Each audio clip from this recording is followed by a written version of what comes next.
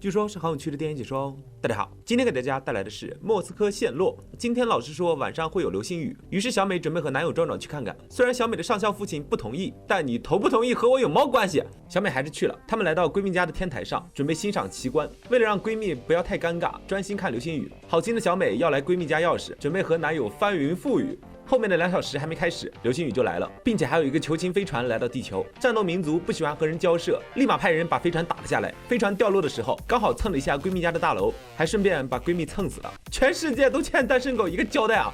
军方的人立刻隔离了飞船坠落的地方，而小美父亲也被派去和飞船上的生物沟通。两人一番鸡同鸭讲后，小美父亲表示整不了，这外星人文化水平太次。于是俄罗斯官方继续保持隔离，给外星人一个安全距离。另一边，小美从医院中醒来，她在得知闺蜜死亡后陷入悲痛。万恶的外星人害死我闺蜜，你们竟然还想着和人交涉，舔狗必死！我要找外星人报仇。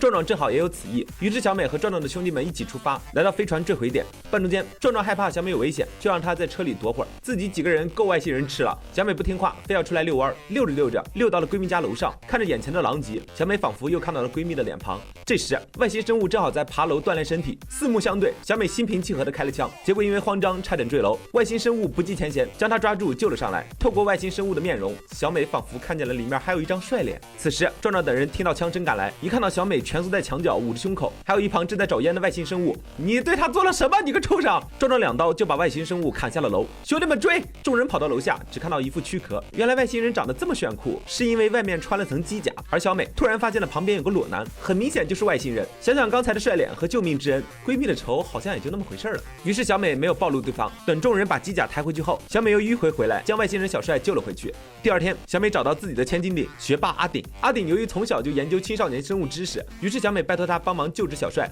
两人带着小帅潜入医院，并用小美的血给小帅灌了进去。小帅的生命体征逐渐恢复，小美就把他扔在了仓库里。等小帅醒来，第一句话就是俄语。阿顶在后面人工翻译，这一定是高级生物，所以才会这么快学会俄语。你可使劲吹吧，我学了80年汉语了，都没这么嚣张过。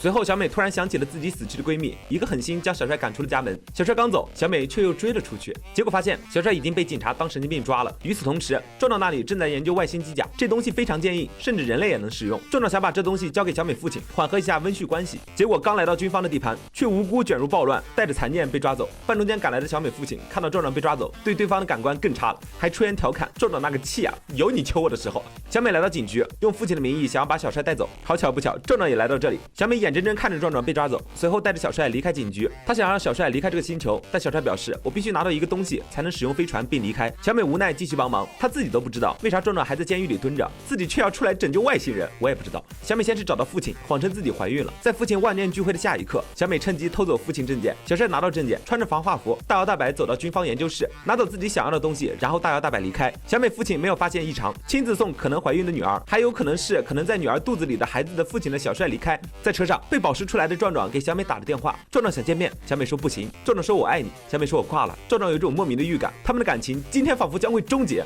小美准备晚上把小帅送走，现在是白天，所以先谈会儿恋爱。小美把小帅带回家，小帅见到了小美家的狗子，狗子年纪大了，过段时间就要去世。小帅用从军方那里拿回来的东西治好了狗子，用小帅的话说，这里面的能量能让靠近的人永生。之后壮壮把小美拉进了一个全息影像空间中，他解释了一切。他们星球极其凶残，没有死亡，还人人具备人文关怀，你说气不气？不过他们星球的人不能和其他星球接触。流星雨那天，他路过地球想拍张照片来着，结果被流星雨干扰，失去了隐身功能。俄罗斯的人也很好客，用导弹直接把他送了下来。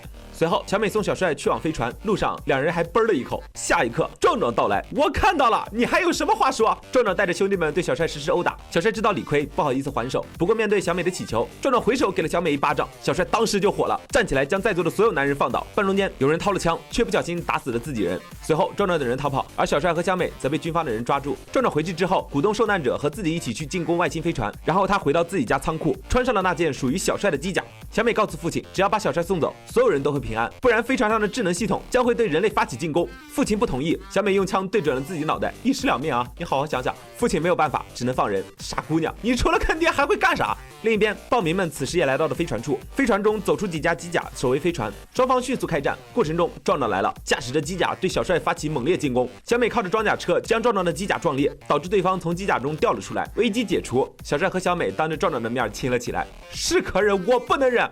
壮壮捡起地上的步枪，对着都这个时候了还在帮自己织帽子的2个混蛋开了枪。就这样，小帅和小美挂了，而壮壮也被军方逮捕。故事并没有结束，外星机甲过来将小帅和小美带上飞船，在这里，小美得到了治疗，因为小帅把命分给了小美。最终，小美被送下飞船，目送着能不能活还不知道的壮壮离开星球。一个女人一旦爱上一个男人，父亲的地位就会直线下降。小美为了壮壮怼父亲，为了小帅怼父亲。我没有你这样的女儿。